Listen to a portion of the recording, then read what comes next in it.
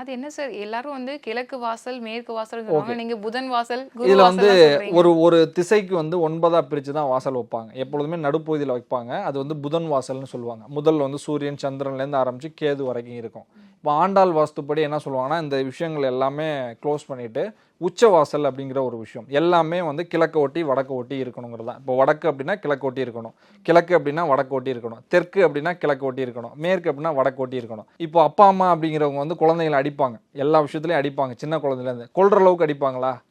ஏன் அப்படின்னா அவங்களுக்கு தெரியும் எப்படி அடித்தா இது விஷயம் நடக்கும், எப்படி, அதாவது ஒரு விஷயத்தை சொல்லி கொடுக்கறதுக்காகவோ இல்லை செஞ்ச தப்பை திருத்துறதுக்காகவோ தான் அந்த விஷயம் நடக்கும்.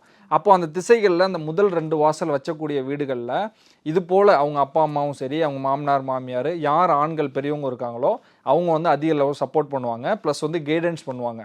இப்போ எனக்கு முன்னோர்கள் கைடன்ஸ் பண்ணுவாங்களா அப்படின்னு கேட்டால் இது போல் வாசல் இருக்கக்கூடிய வீடுகளில் கைடன்ஸ் பண்ணுவாங்க.